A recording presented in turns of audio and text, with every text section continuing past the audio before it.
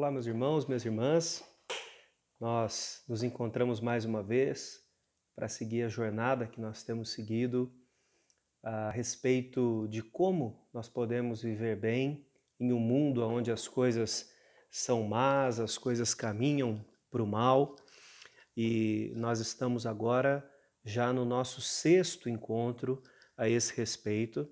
E como você sabe, nós estamos utilizando o ensino de Jesus no Sermão da Montanha, especialmente as bem-aventuranças, para falar sobre isso.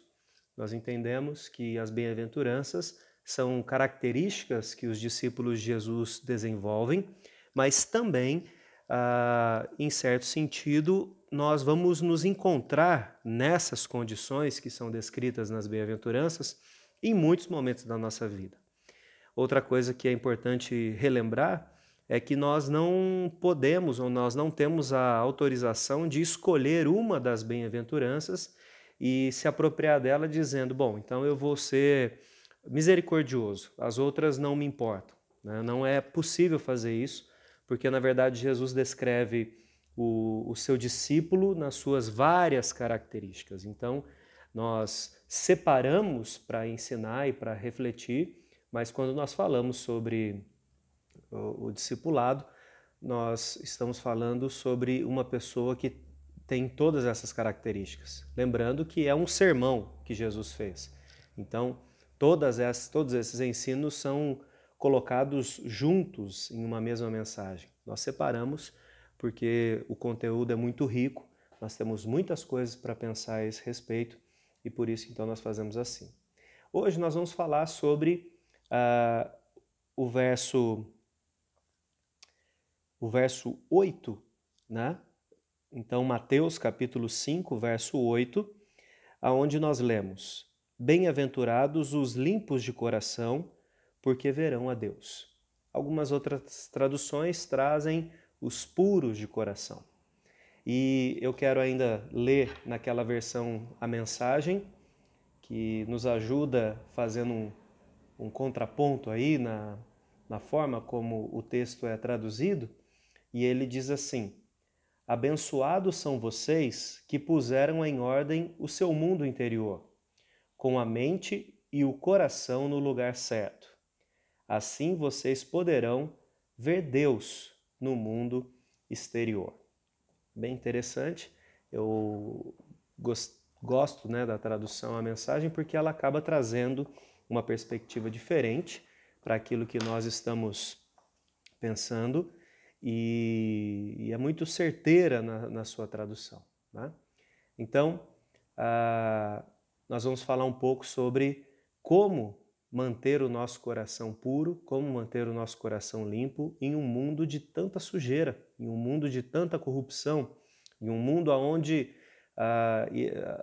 virtudes, né, não são levadas a sério, né? O que é levado a sério é a esperteza, é o passar as pessoas para trás, é ter o domínio, né? E eu trago aqui então uma reflexão que João Calvino fez, e ele diz que a pureza de coração é o atributo que nós mais desejamos em outras pessoas. Então, quando você escolhe uma amizade, quando você escolhe uma pessoa para casar, ou quando você tem um filho, o que você mais deseja que essa pessoa tenha é pureza de coração, é um coração limpo, porque nós tranquilizamos a nossa vida ao nos relacionar com pessoas assim, né? Essas pessoas que têm um coração puro, elas são sinceras, elas são honestas, elas trazem integridade, elas trazem confiança, aquilo que elas dizem que vão fazer, elas de fato cumprem. Então, é previsível, é confortável, é reconfortante talvez num mundo onde tantas coisas saem fora do nosso controle, ter contato com alguém que de fato cumpre aquilo que diz. Então, João Calvino diz que essa é uma das, ou talvez a maior, virtude que nós procuramos nas outras pessoas, mas que nós temos dificuldade em desejar ou em talhar a nossa própria vida em ser pessoas com essa característica. Isso porque ainda que nós almejamos isso nas outras pessoas, nós muitas vezes consideramos essa virtude como uma fraqueza. e nós temos medo que as pessoas nos tomem por ingênuos, que as pessoas nos tomem por pessoas frágeis, por pessoas fracas, por pessoas facilmente enganáveis. Então, João Calvino diz que nós vivemos uma tensão, sabendo que é exatamente isso que nós devemos ter, mas que nós tememos muitas vezes que, não jogando com a forma que as pessoas jogam no mundo, que nós possamos acabar sendo passados para trás. A verdade, depois João Calvino, na sua reflexão, ele vai dizer que essa é a característica de Jesus, e Jesus nunca foi passado para trás. Então nós precisamos entender o que é ser puro de coração, para que nós possamos então chegar aqui a uma conclusão de como é possível viver num mundo corrompido sendo puro de coração. Porque na verdade, já adiantando aqui, né, você viu que a promessa dessa bem-aventurança é que as pessoas que são puras de coração verão a Deus. Se nós entendemos que o céu é um local onde a presença de Deus se manifesta por completo, não há ninguém que vá para o céu que não seja puro de coração. Então, se você quer ir para o céu, você precisa, através do Espírito Santo e da pessoa de Jesus Cristo, trabalhar o seu coração para que você chegue a ser isso. Ainda que você possa temer que esse mundo, né, coloque você numa posição de fragilidade, mas você não deveria se preocupar com isso, porque a recompensa de ver a Deus é grandiosa. Tá? Então vamos lá. Eu quero, nesse primeiro momento, então, explicar um pouco de como as bem-aventuranças elas são construídas. Martin Lloyd Jones diz que as primeiras 3 bem-aventuranças, ou seja, ser pobre de espírito, chorar pelos os que choram, né, ou os que choram pelos seus pecados, e os mansos, são características que trazem uma exposição daquilo que é a nossa necessidade como pessoas. Nós precisamos, nessa perspectiva, desenvolver essas características. Então, ter a humildade de espírito, conseguir olhar para a sua própria vida e lamentar por aquilo que você faz de errado, aquilo que as pessoas ao seu redor fazem errado, ter a característica da mansidão, que é aquela característica de alguém que não exige para si a honra ou benefícios, né? Então, essas são características que nos levam a olhar para dentro de nós. E nós precisamos trabalhar essas características. Depois ele diz que então é como se essas 3 características nos levassem para cima de uma montanha. Quando nós chegamos no topo dessa montanha, nós temos a característica de ter fome e sede de justiça. Então, à medida que eu consigo enxergar quem eu sou, naturalmente eu olho e falo, eu não tenho recursos, eu não tenho condição de me satisfazer, esse mundo em que eu vivo não tem condições. Então a minha fome, ela se torna concreta no sentido de que eu vejo que Deus é o único que pode me satisfazer.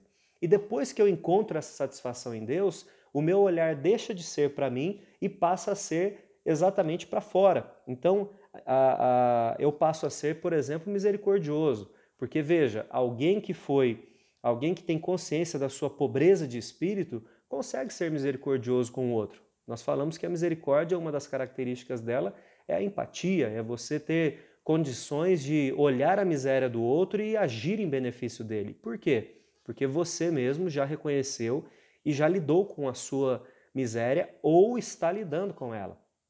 Depois, Martin Lloyd Jones diz que aquele que chorou pelos seus pecados e viu a pobreza, a miséria que existe no mundo e nas outras pessoas e lamentou por isso, é alguém que teve o seu coração purificado. Então, ele faz uma relação aí entre aquilo que é, num primeiro momento, para nós, de maneira interna, e aquilo que nós fazemos para os outros. E aí depois, por exemplo, antecipando aqui o que a gente vai falar na semana que vem, aquela pessoa que tem mansidão, aquela pessoa que não exige para si determinadas coisas, ela pode ser um pacificador. Né? Então veja como essa construção e essa maneira de entender as bem-aventuranças é interessante. Tá? Então veja, nós estamos dizendo aqui então que o puro de coração é alguma pessoa que já passou por um processo de análise da sua própria vida, da miséria do meio aonde ela está, e isso fez com que ela tivesse uma limpeza do seu coração. Tá? A grande questão para a gente pensar é o que é coração, né? Porque a Bíblia fala, Jesus fala dos puros de coração, mas não diz aqui o que seria necessariamente.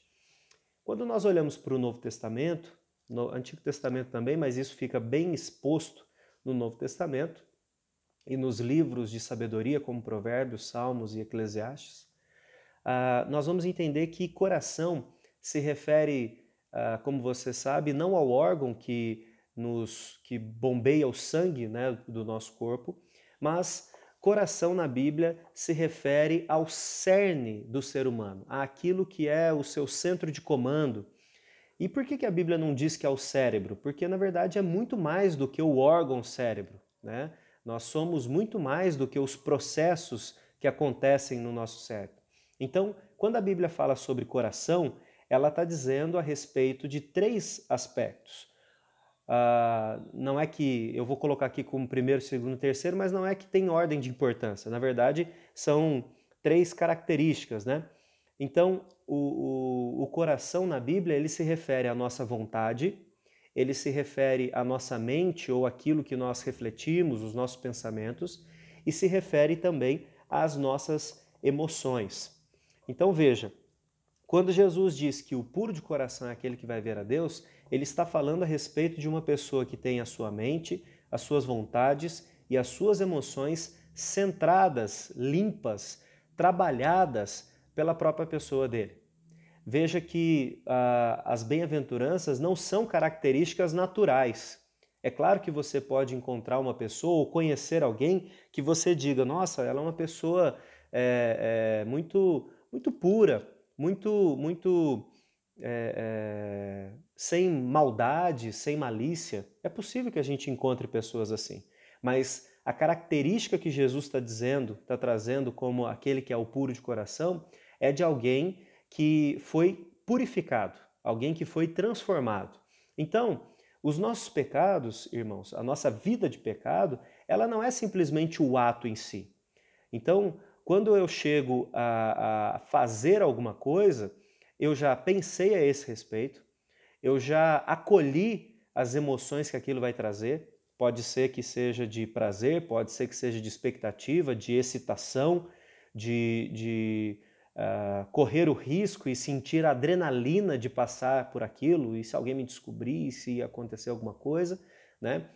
Popularmente aí o pessoal diz que o que é proibido é mais gostoso, né? Então é por aí que as nossas emoções são presas no pecado. E sobre alguém que tem, então, a sua vontade atrelada a isso. Alguém que é puro de coração tem, como eu tenho dito, né, a condição de olhar o tabuleiro por cima, entender aonde as peças estão, entender que aquela emoção é uma emoção passageira, entender que aquele prazer é um prazer momentâneo, entender que colocar em risco a sua reputação, a reputação da sua família, a reputação da sua igreja, a reputação da sua fé.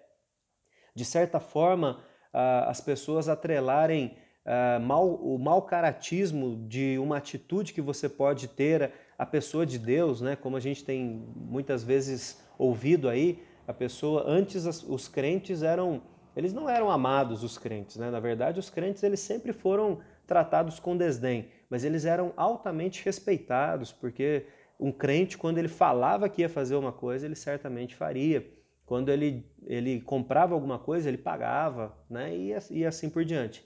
Hoje, nós temos o crente, e quando se fala de crente, o nariz é torcido, né?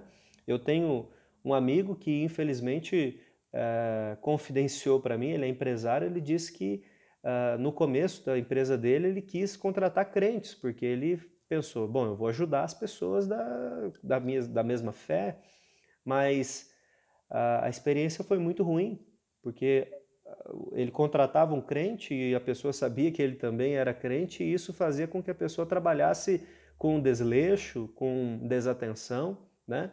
E deveria ser o contrário, né? Deveria ser o crente aquele que trabalha com mais afinco porque ainda que entenda que é Deus quem nos sustenta, Deus utiliza o trabalho, esse trabalho, para nos sustentar. Então, assim, a pessoa deveria se dedicar. Então, veja que a pureza de coração, que Jesus está dizendo aqui, é uma característica de alguém que tem a sua mente, os seus referenciais trabalhados, né? Então, quais são os valores que eu adoto na minha vida? Os valores que eu adoto na minha vida, se eu sou puro de coração, são os valores do reino, são os valores de Jesus. Isso significa que eu vou passar por lutas. Tudo bem, não há problema. Eu sou bem-aventurado, eu sou abençoado, porque eu, como diz a tradução da mensagem, eu coloquei o meu mundo em ordem. Então, ao colocar o meu mundo em ordem, ao calibrar os meus valores, eu entendo que o que é desejável no mundo não é desejável para mim. Que necessariamente aquilo que traz alegria para o mundo não vai trazer alegria para mim. Que ainda que todo mundo ao meu redor esteja fazendo determinada coisa e isso é errado, ao ser um crente, o meu valor é o de que é melhor eu não ter o que esconder, né? Então, tem gente que fica um pouco aterrorizado, né? De pensar assim, e se alguém pegar o meu celular? E se alguém descobrir as conversas que eu tenho, as coisas que eu vejo, né? E aí tem gente que fica muito apavorado com a ideia de que a inteligência artificial, por exemplo, né, o Google que a gente usa, que eles veem aquilo que nós fazemos, né? Por que a gente pode ficar aterrorizado com isso? Se nós somos puros de coração, necessariamente nós não temos aquilo que esconder, né? E pode ser a inteligência artificial, pode ser a esposa, pode ser o marido, filho, mãe ou pai, não há problema nenhum, né? Nós não precisamos nos envergonhar. Até porque isso, de certa forma, era usado com as crianças, ainda é usado com as crianças, para aterrorizá-las, né? Dizendo que Deus vê tudo, mas a verdade é que nós sabemos que Ele vê mesmo, que Ele sabe de todas as coisas. Então eu posso tentar esconder do Google, eu posso tentar esconder da minha esposa, eu posso apagar aquilo que eu fiz, mas Deus sabe. E se eu tenho buscado ser um discípulo dele, então eu estou buscando também essa característica de ser alguém que tem as vontades, o pensamento e as emoções calibradas, harmoniosas, né, com aquilo que é a vontade de Deus. Então o puro de coração é esse, tá? Eu queria ainda para a gente pensar aqui em termos de apontamento sobre algumas coisas. A primeira delas é que a Bíblia diz que nós precisamos tomar cuidado com o nosso coração. Então, se você quiser abrir, abra sua Bíblia em Mateus, no capítulo 15. Mateus, capítulo 15. Nós vamos ler aqui o verso 19. Jesus, falando com as pessoas, ele diz assim: porque do coração procedem maus desígnios, homicídios, adultérios, prostituição, furtos, falsos testemunhos e blasfêmias. Verso 20. São estas coisas que contaminam o homem, mas o comer sem lavar as mãos não o contamina. Jesus aqui está debatendo a respeito de uma prática, né, de algo que tinha sido adotado como tradição pelos fariseus, e ele está dizendo, olha, na verdade vocês estão tão preocupados com coisas pequenas e vocês estão deixando passar aquilo que é o mais importante, né? Então, eu vejo que essa discussão se encontra ainda hoje, né, no debate filosófico, psicológico nas academias, que diz que o grande problema do ser humano é o ambiente em que ele vive. E, na verdade, o que Jesus está dizendo é que pode até ser que o ambiente coloque uma condição ruim para nós, mas não só o ambiente. Na verdade, é porque o nosso coração já é um terreno fértil para coisas ruins. Então Jesus diz que o homicídio, por exemplo, ele não surge porque a pessoa faltou com respeito com você. Ele surge porque o seu coração é um solo fértil para que o desejo da morte alheia nasce. Então, se isso não fosse possível no seu coração, não haveria a possibilidade da pessoa te ofender e você se sentir tão ofendido ao ponto de querer acabar com ela. Então, veja, a primeira coisa que nós precisamos fazer como pessoas que desejam ser puras de coração e que desejam viver num mundo corrupto, mas com o coração puro, é entender que o mal que existe nesse mundo, ele surge do nosso próprio coração. Então Jesus, lá no Sermão da Montanha, ele vai usar uma expressão muito interessante. Ele diz que nós precisamos tomar cuidado com os nossos olhos, porque pode ser, e normalmente é, a nossa maneira de olhar, de entender, de absorver as coisas que causa o mal, né? que produz esse mal-estar, que coloca o risco do pecado, do abuso, das coisas em acontecer. Né? Então, os olhos aqui como uma janela daquilo que nós estamos absorvendo. Então, se você sabe que o seu coração é corrupto, que o seu coração é um solo fértil para coisas ruins, o que você precisa fazer? O que você precisa fazer? Enquanto você pensa, eu quero trazer mais uma referência, que é Jeremias 17, um texto também muito conhecido, Jeremias 17, verso 9, onde ele diz: enganoso é o coração, mais do que todas as coisas, e desesperadamente corrupto. Quem o conhecerá? Veja, nós vivemos um tempo em que as pessoas dizem: siga o seu coração. Siga o seu coração. Se você tem vontade de fazer, faça. Se você tem vontade de dizer, diga. Se você tem vontade de comprar, compre. Se você tem vontade de amar 2, 3, 4, 10 pessoas ao mesmo tempo, ame. O importante é você se sentir bem. O importante é você ter alegria, né? E de acordo com o que Jesus e Jeremias dizem, se nós seguirmos o nosso coração, nós vamos entrar num abismo sem fundo, né? Então, o puro de coração é alguém que analisa e que sabe que não é suficiente confiar naquilo que nós sentimos, naquilo que nós chamamos de intuição. Nós precisamos confiar em algo que é mais sólido, mais firme, mais concreto do que as nossas emoções, pensamentos e vontades, ou seja, a palavra de Deus. Então isso significa que quando eu sinto vontade de alguma coisa, quando eu sou pego por um afeto por alguma coisa, eu preciso conseguir fazer um esforço de ter um distanciamento daquilo por um momento para olhar o que a Escritura diz a aquele respeito, né? E aí, de acordo com o que a Escritura diz, aí eu faço, aí eu tomo a decisão, aí eu me aproprio. Tá? Então, veja, nós precisamos de uma análise constante, mas à medida que você passa um tempo com Deus, você consegue reconhecer padrões na sua conduta. Então, você consegue identificar que, por exemplo, determinados ambientes fazem com que o seu coração fique mais disposto ao pecado, faz com que com que você de repente faça coisas que em outros ambientes você não faz. Determinadas pessoas fazem isso com a gente, né?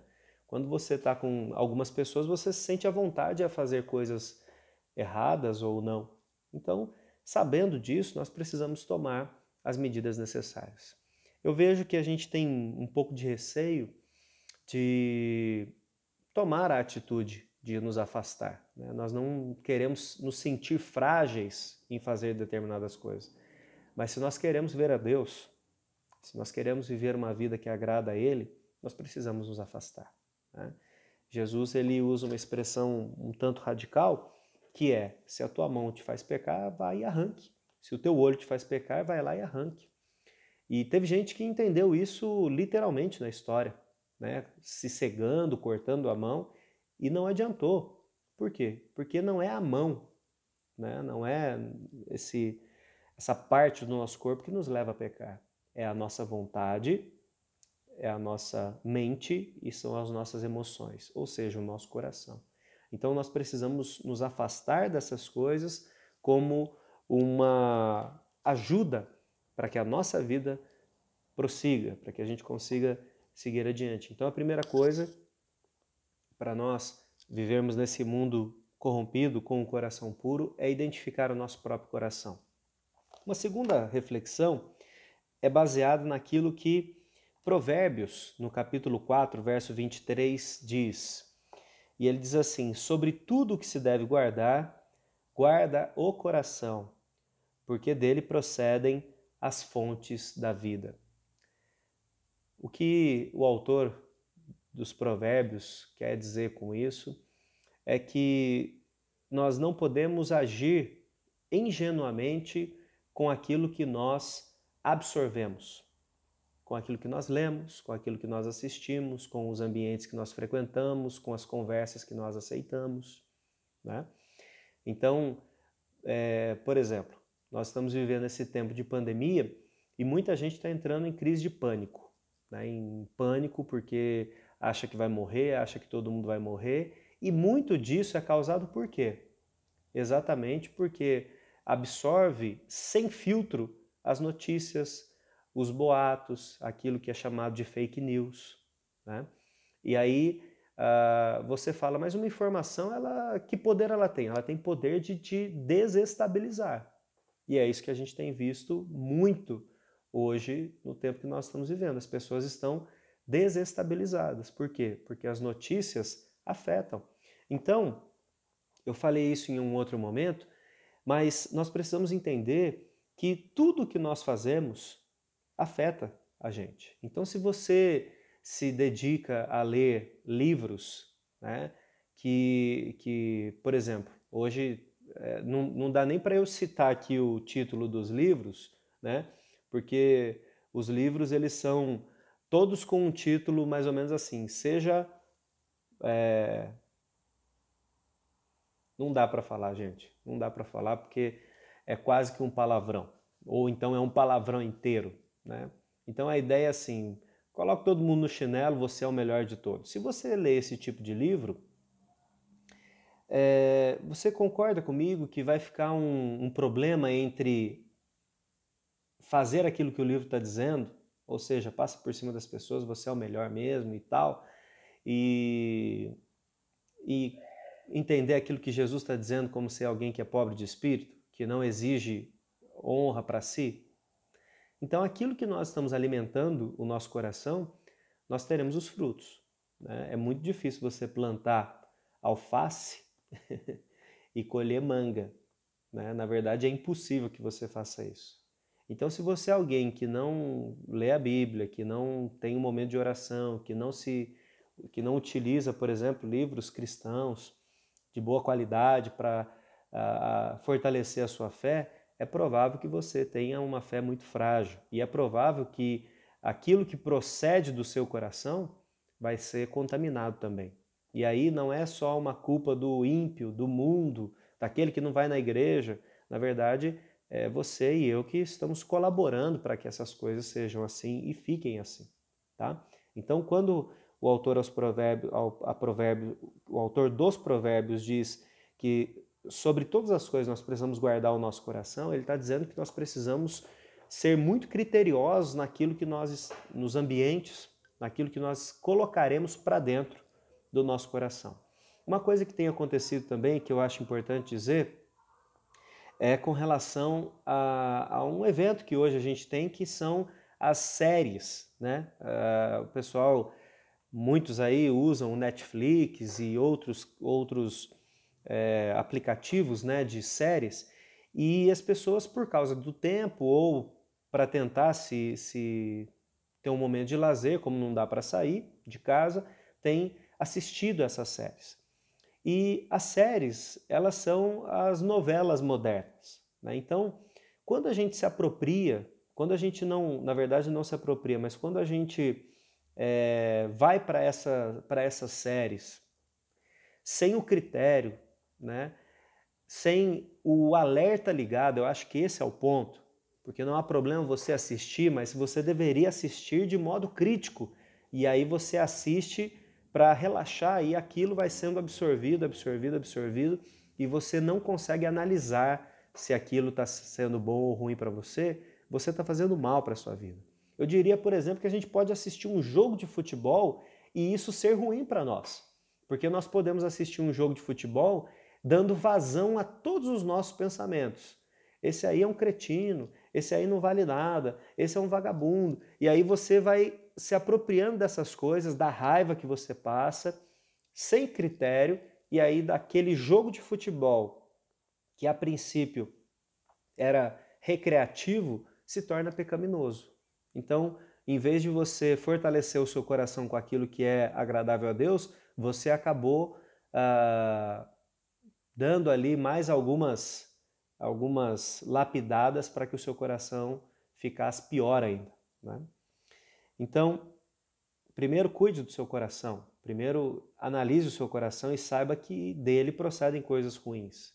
Só pode sair coisa boa daí se Deus agir. Depois, cuide daquilo que você está colocando para dentro. Então, primeiro movimento para fora, o segundo movimento para dentro. E a terceira reflexão é que ser puro de coração significa que nós não temos um coração dividido. A Bíblia fala muito sobre isso, né? Jesus fala, por exemplo, que é possível que a gente tente dividir o nosso coração em adoração a dois deuses, a Deus e ao dinheiro. A história da igreja, as pessoas, né, os pensadores da igreja classificaram três os grandes problemas que a gente pode ter: sexo, poder e dinheiro, né? Todas essas coisas têm o potencial para dividir o nosso coração e a gente precisa tomar cuidado. Veja, por exemplo, o que diz lá o Salmo 86. Salmo 86.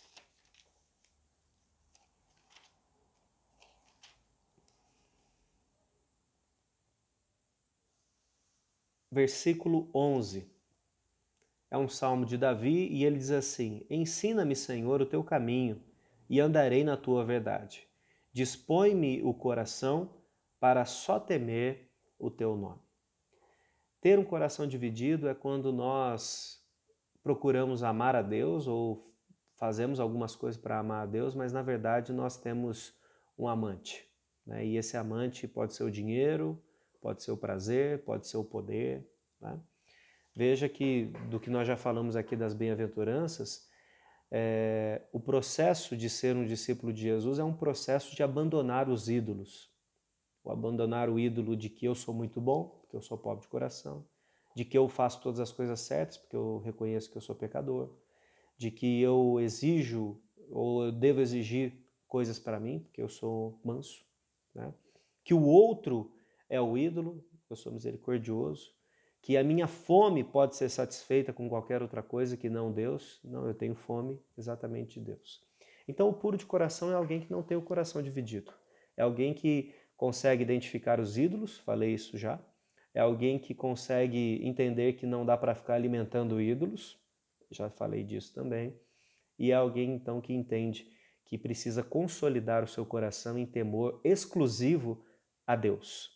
A oração de Davi é uma oração que eu e você devemos fazer. A oração de Davi é uma oração que nós precisamos, talvez, diariamente colocar diante de Deus, para que Ele disponha o nosso coração e para que o nosso temor, e eu gosto dessa palavra, né? Porque temor ele não é apenas medo, mas é um desejo, é um assombro tão grande que leva a gente a querer ficar perto. Não afastar, mas querer ficar perto. Então o temor a Deus é identificá-lo, reconhecê-lo como o único que deve ser adorado, honrado, e isso despertar o desejo do nosso coração de estar mais próximo de Deus. O benefício, irmãos, de tudo isso é que nós veremos a Deus. Como eu disse, no céu, a plenitude de Deus vai encher todas as coisas.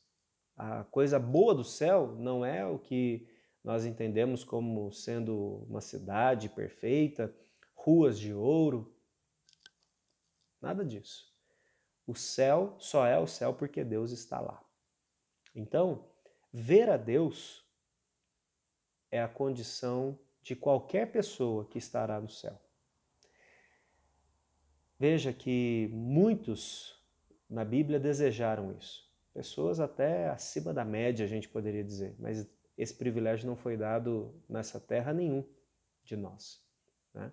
Mas é uma promessa para o céu, para que nós vamos ver a Deus. Por outro lado, me permita dizer aqui que é possível, neste mundo que nós estamos, ver a Deus. Porque à medida que nós somos puros de coração, à medida que nós temos todas essas características embutidas em nós conseguimos olhar para as pessoas com um olhar diferente do olhar ganancioso, abusivo que nós temos normalmente. Então é possível enxergar beleza, enxergar honestidade, sinceridade, virtudes. É possível identificar no mundo em que nós estamos a assinatura de Deus. Afinal de contas, Ele é o Criador de todas as coisas. Eu não estou dizendo que nós vamos ver literalmente Deus nesse mundo, mas eu estou dizendo que é possível já experimentar dessa presença de Deus de uma forma concreta. Então, à medida que eu sou puro de coração, à medida que eu estabeleço meus relacionamentos assim, à medida que eu coloco os planos da minha vida nessa perspectiva, eu começo a usufruir dessa presença de Deus, vendo, né, metaforicamente, a mão dele agir em todas as coisas. E isso me abençoa, isso enriquece a minha vida. Isso faz com que cada vez eu deseje mais ter comunhão com Deus. É algo maravilhoso. Muitas pessoas da nossa igreja, muitas pessoas que estão ao nosso redor, vivem esse milagre diariamente. E eu e você podemos também viver assim. Jesus disse que são abençoados, são bem-aventurados as pessoas que buscam esse coração puro. E a recompensa é futura, mas ela também é para hoje. Então que você possa, ainda que esse mundo que nós vivemos um mundo corrompido, um mundo sujo, que você possa viver com o coração limpo, com o coração puro, porque nós entendemos que é Deus quem está fazendo essa obra em nós. Que Deus possa abençoar a sua vida, que Deus possa aplicar a palavra dele ao seu coração e que de uma forma muito especial você possa ter alegria, não medo, mas alegria em buscar esse coração que é exatamente o coração igual ao de Jesus. Que Deus te abençoe e nós em breve nos encontraremos.